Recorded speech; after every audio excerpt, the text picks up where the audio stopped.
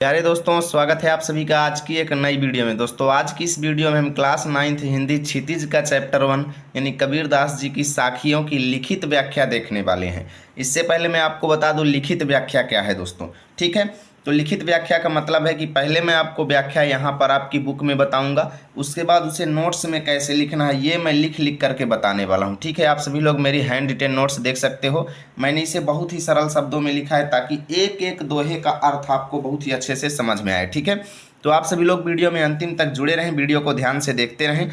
और मैं ये गारंटी के साथ कहता हूं कि अगर आप आज की इस वीडियो को अंतिम तक देख लेते हैं तो इस चैप्टर से रिलेटेड आपके मन में कोई भी डाउट नहीं रहेगा, आपका सारा डाउट क्लियर हो जाएगा, ये मेरी गारंटी है। तो चलिए बिना देरी के हुए वीडियो की शुरुआत करते हैं और एक एक दोहे की व्याख्या को अच्छे से समझते हैं। ठीक है, तो यहाँ पर देखिए पहला दोहा है, मान सरोवर सुभर जल हंसा के लिकराही, मुक्ता फल मुक्ता चुगए अब उड़ियनत न जाही। समझिएगा, यहाँ पर पहले मैं आपको बताता हूँ बेसिक अर्थ, उसके बाद इसको लिखना कैसे वो हम नोट्स में देख लेंगे। ठीक है, तो देखिए भाई, इस दोहे का जनरल अर्थ जो है ना वो दो रूप में निकलता है। ठीक है, पहला आप हंस के संदर्भ में निकाल सकते हैं और दूसरा इसका अर्थ जो है कबीरदास जी जीवात्मा के ऊपर भी संकेत करके देते हैं। ठीक है, तो हम पहले हंस के रूप में इसका अर्थ देखते हैं क्या होगा। ठीक है, तो मान सरोवर सुभर, मान सरोवर का मतलब है दोस्तों, मान सरोवर एक झील है जो कहाँ पर है, कैलाश पर्वत के पास है। ठीक है ना, तो यही चीज़ यहाँ पर लिखी हुई है कि मान सरोवर के सुभर, सुभर माने अच्छे तरीके से भरे हुए,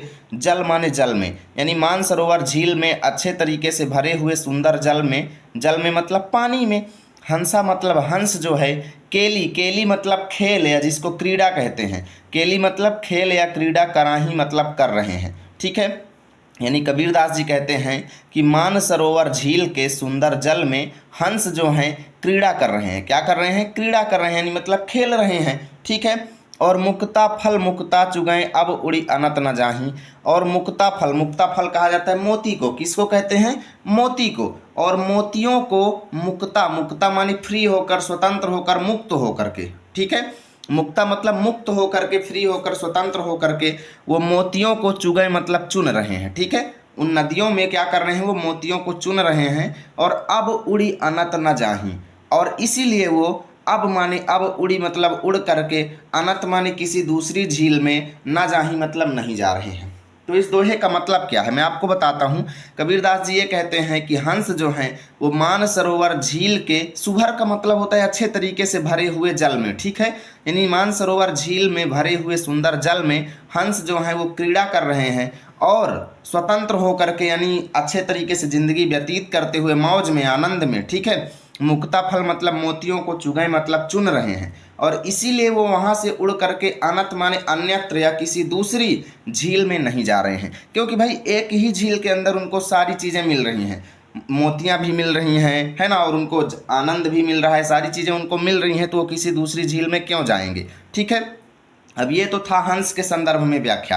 अब अगर जीवात्मा के रूप में देखा जाए तो हंस का मतलब कबीरदास जी यहाँ पर जीवात्मा को कह रहे हैं। क्या कह रहे हैं? कि मान सरोवर मतलब इस मन रूपी सरोवर में। ठीक है, मान सरोवर मतलब इस मन रूपी सरोवर में, सुभर, सुभर जल मतलब मन रूपी सरोवर के अंदर पाए जाने वाले, ठीक है, भक्ति भावना को, भक्ति भावना से हंसा मन ये जीवात्मा जो है केली कराही मतलब क्रीड़ा कर रही है। किस चीज़ की क्रीड़ा? भगवान की भक्ति। यहाँ पर क्रीड़ा करने का मतलब भगवान की भक्ति कर रही है। ठीक है, कबीरदास जी कहते हैं कि यदि ये जीवात्मा जो है अपने मन रूपी सरोवर में, मन रूपी सरोवर में भक्ति भाव से, ठीक है, सुभर जल मतलब जल रूपी भक्ति भाव से, सुभर जल मतलब भक्ति भाव, जैसे मान रूपी या कह लो मान सरोवर झील में जैसे पानी भरा हुआ है ना, वैसे ही अगर किसी जीवात्मा के मन रूपी सरोवर में क्या भर जाए? जल रूपी भक्ति भावना भर जाए। भगवान के प्रति भक्ति भावना अगर किसी जीवात्मा के अंदर भर जाए, किसी हंस, हंस का मतलब जीवात्मा, यदि किसी जीवात्मा के अंदर भर जाए और वो केली कराही मतलब क्रीड़ा करने लगे, यानी भगवान की भक्ति करने लगे, तो मुक्ता फल मुक्ता चुगए, मुक्ता फल मुक्ता चुगए का मतलब ये है कि उसको भगवान की भक्ति से मोती रूपी आनंद मिलेगा। क्या मिलेगा? मोती रूपी आनंद मिलेगा, और वो मुक्ता माने स्वतंत्र होकर के, चुगए मतलब उस आनंद को प्राप्त करेगी। वो जीवात्मा जो है स्वतंत्र होकर के वो आनंद को प्राप्त करेगी और इसीलिए उसे किसी अन्य चीज़ में अब जाने की ज़रूरत नहीं है, यानी किसी भी मोह माया में उसे पड़ने की आवश्यकता नहीं है। अब उड़ी अनत न जाही, मतलब उसको सारी चीज़ें मिल जाएंगी, उसे किसी दूसरी जगह पर जाने की आवश्यकता नहीं पड़ेगी। ठीक है, तो अब देखिए भाई इसकी व्याख्या लिखेंगे कैसे, मैं वो चीज़ नोट्स में आपको बताता हूँ। ठीक है, तो आपका सारा डाउट क्लियर हो जाएगा। तो आपको एक तरफ लिखना है मान सरोवर सुभर जल, दूसरी तरफ ना जाही, डैश डैश कर देंगे।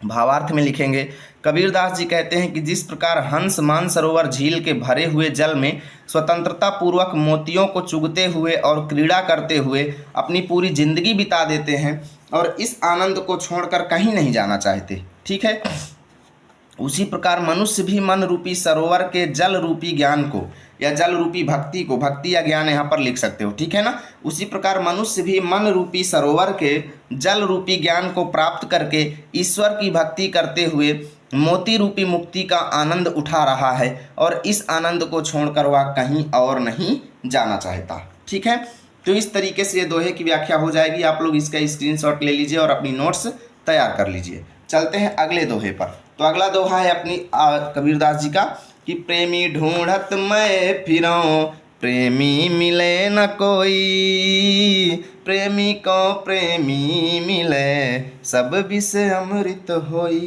तो कबीरदास जी कहते हैं कि मैं अपने आप को बहुत ईश्वर प्रेमी लगा रहा था। ठीक है, मैं अपने आप को क्या लगा रहा था, प्रेमी, प्रेमी मतलब ईश्वर प्रेमी यानी भगवान का प्रेमी। ठीक है, कि मैं भगवान का परम प्रेमी था, भगवान का परम भक्त था और एक प्रेमी को ढूंढने के लिए मैं फिरा हूँ और मैं दूसरे किसी ऐसे ही अपने जैसे किसी और एक भक्त को ढूंढने के लिए मैं फिरा हूँ, मतलब घूम रहा था। ठीक है, यानी मैं एक और भगवान के भक्त को ढूंढने के लिए फिर रहा था, लेकिन हुआ क्या कि मुझे प्रेमी मिले न कोई, मुझे अपने जैसा कोई भगवान का भक्त नहीं मिला। कबीरदास जी कहते हैं कि मैं ईश्वर का परम भक्त हूँ और मैं अपने ही जैसा एक भक्त और ढूंढने के लिए घूम रहा था अहंकार पूर्वक, घमंड पूर्वक, लेकिन मुझे प्रेमी न मिले न कोई, मुझे कोई भी ईश्वर का प्रेमी नहीं मिला। लेकिन जब मैंने घमंड को त्याग दिया, घमंड को छोड़ दिया, अहंकार को छोड़ दिया, तो प्रेमी को प्रेमी मिले, यानी ये कह लो कि मुझे मैंने देखा जब अपने अंदर तो मेरा मन ही एक ईश्वर का प्रेमी है। यानी ये कह लो, कहने का मतलब क्या है मैं आपको बताता हूँ। जनरली यहाँ पर कबीरदास जी कहते हैं कि मैं ईश्वर के प्रेमी को ढूंढ रहा था परंतु मुझे कोई ईश्वर का प्रेमी नहीं मिला। कबीरदास जी कहते हैं कि यदि प्रेमी को प्रेमी मिले, यदि ईश्वर के प्रेमी को एक प्रेमी और मिल जाए, यानी अगर कोई ईश्वर का परम भक्त है और उसको एक और भक्त मिल जाए तो सब विष अमृत होए। तो सब विष माने सारी बुराइयां जो हैं, विष मतलब सारी बुराइयां जो हैं वो अमृत माने अमृत में परिणत माने बदल जाती हैं। ठीक है, सारी बुराइयां मतलब उन भक्तों के अंदर जो भी बुराइयां होती हैं वो अमृत माने अच्छाइयां में बदल जाती हैं। ठीक है, तो कबीरदास जी कहते हैं कि जब मैं अहंकार पूर्वक अपने जैसे ईश्वर का प्रेमी ढूंढ रहा था तब मुझे ईश्वर के प्रेमी की प्राप्ति नहीं हुई, लेकिन जब मैंने क्या किया, अपने अंदर का अहंकार त्याग दिया तो मुझे ईश्वर प्रेमी की प्राप्ति हो गई और मेरे अंदर की सारी बुराइयां जो हैं वो अमृत में बदल गई। ठीक है, तो अब इसकी व्याख्या कैसे लिखेंगे, चलिए मैं आपको वो भी बता देता हूँ कैसे लिखेंगे। तो आपको यहाँ पर एक तरफ लिखेंगे प्रेमी ढूंढत मैं, दूसरी तरफ अमृत होई। ठीक है, भावार्थ में लिखेंगे कि कबीरदास जी कहते हैं कि जब मैं अपने आप को प्रेमी अर्थात ईश्वर भक्त मानकर अहंकार पूर्वक दूसरे ईश्वर प्रेमी की तलाश में निकला तो मुझे कोई नहीं मिला, परंतु जब मैंने घमंड छोड़ा तब मुझे मेरा मन रूपी ईश्वर प्रेमी मिल गया, जिससे मेरे मन का सारा दुख सुख में बदल गया। ठीक है, सारा दुख या सारी बुराइयां अच्छाइयों में बदल गईं, अर्थात दो ईश्वर प्रेमियों के मिलने से सभी दुख सुख में बदल जाते हैं। जब दो ईश्वर प्रेमी आपस में मिल जाते हैं तो इससे होता क्या है कि सारा दुख जो है वो सुख में बदल जाता है।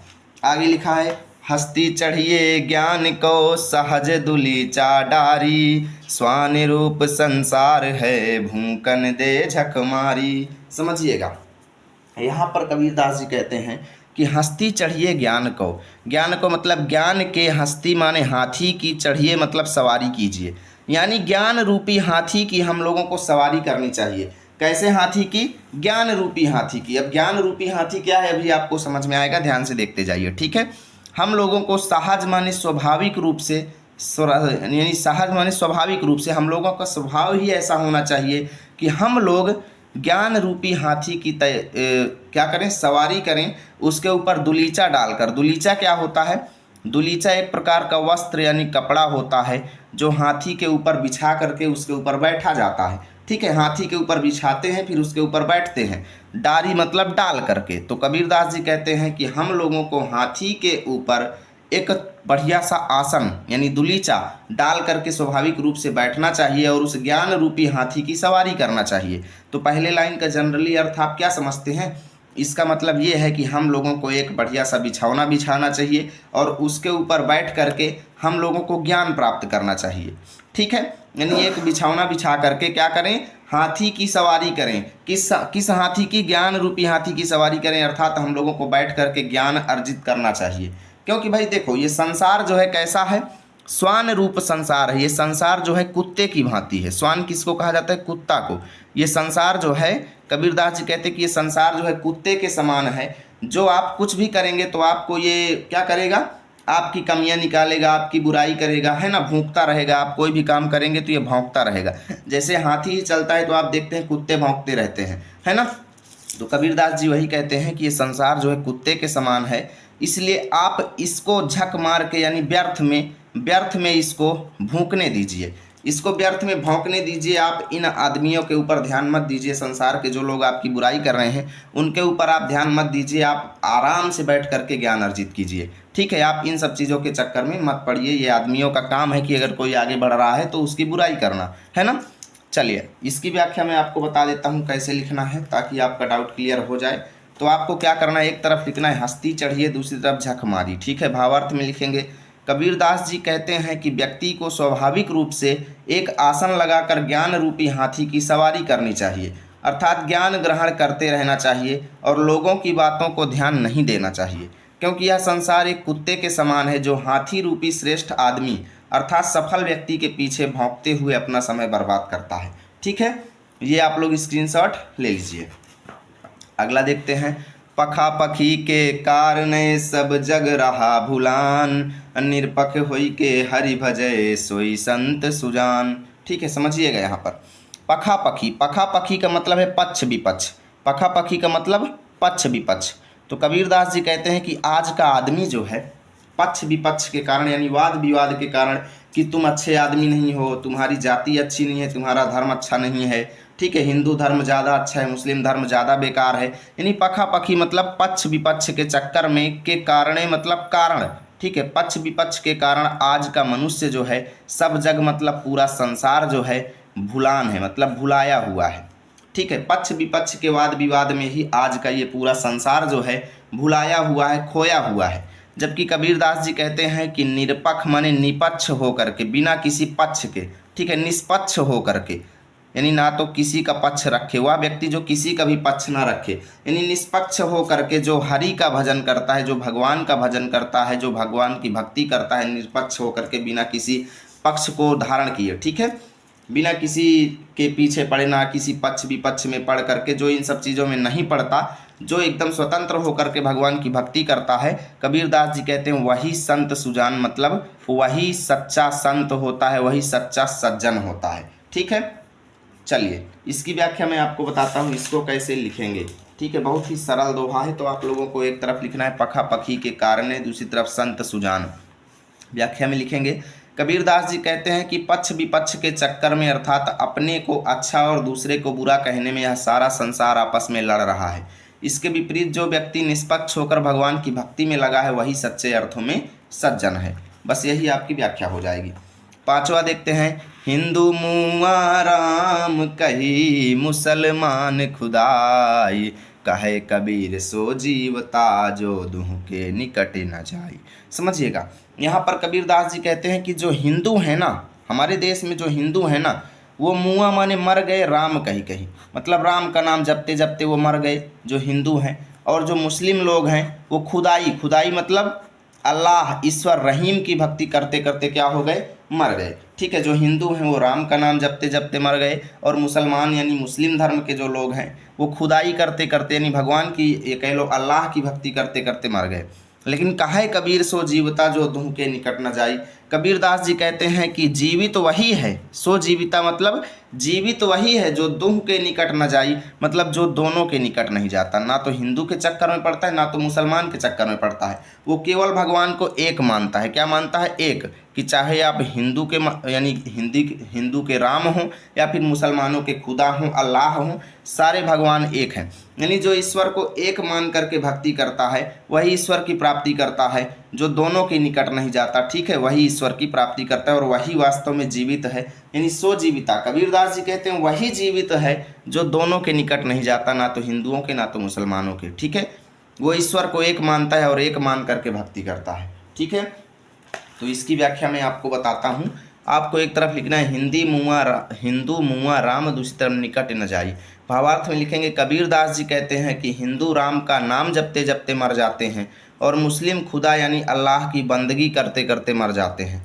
इसलिए कबीरदास जी कहते हैं कि जो व्यक्ति इन सब में ना पढ़कर सच्चे मन से ईश्वर को एक समझता है वही जीवित रहता है, अर्थात अमरत्व को प्राप्त करता है, ठीक है। चलिए आगे चलते हैं। लेकिन मैं देख रहा हूँ अभी तक आप लोगों में से बहुत सारे लोगों ने वीडियो को लाइक नहीं किया है, तो भाई वीडियो को लाइक कर दीजिए आप लोग, ठीक है।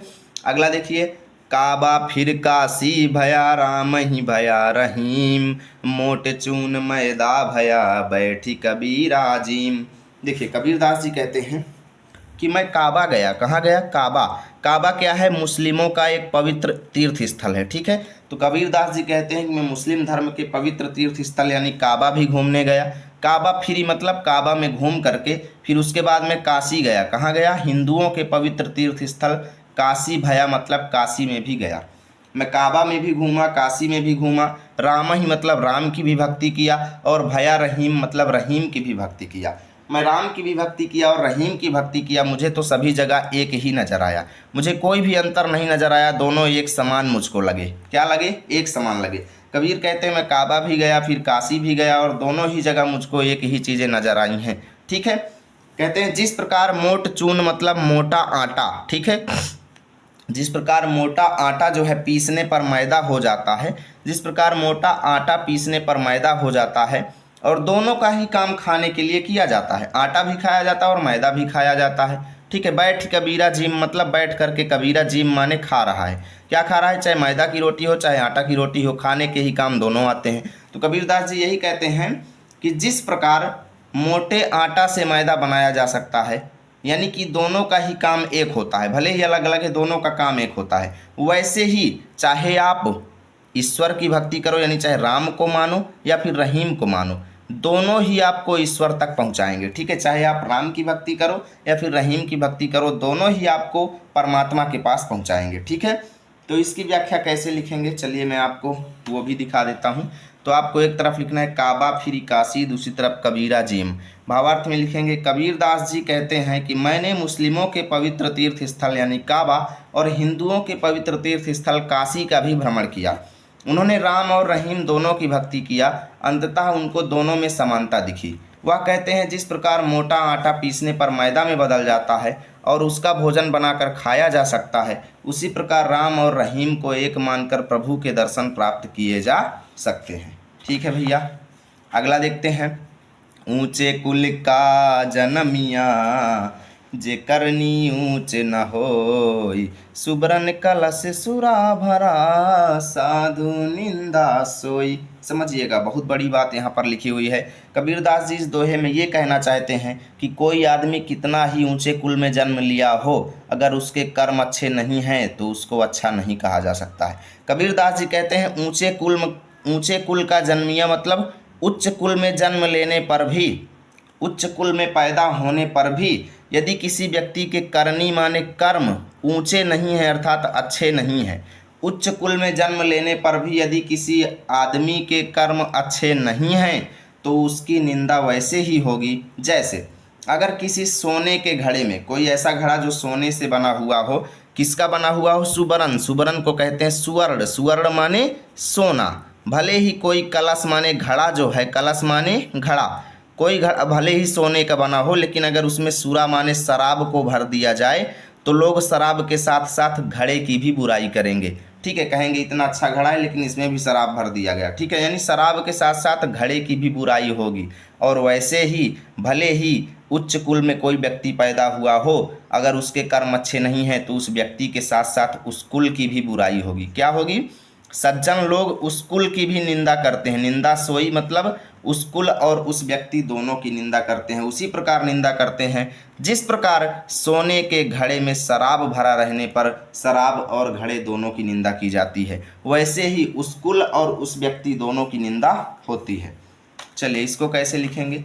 तो एक तरफ लिखेंगे ऊंचे कुल का, दूसरी तरफ निंदा सोई डैश डैश। भावार्थ, कबीरदास जी कहते हैं कि उच्च कुल में पैदा होने पर भी यदि किसी व्यक्ति के कर्म अच्छे ना हो तो उस कुल की निंदा उसी प्रकार की जाती है जिस प्रकार सोने के घड़े में शराब रखी होने के कारण शराब के साथ साथ घड़े की भी बुराई होती है। तो इस तरीके से दोस्तों आज का ये चैप्टर फिनिश हुआ। उम्मीद करता हूँ वीडियो आपको अच्छी लगी होगी। प्लीज़ वीडियो को लाइक कीजिए, दोस्तों के पास शेयर कीजिए। मिलेंगे आप सभी के साथ अगली वीडियो में, तब तक के लिए जय हिंद जय भारत।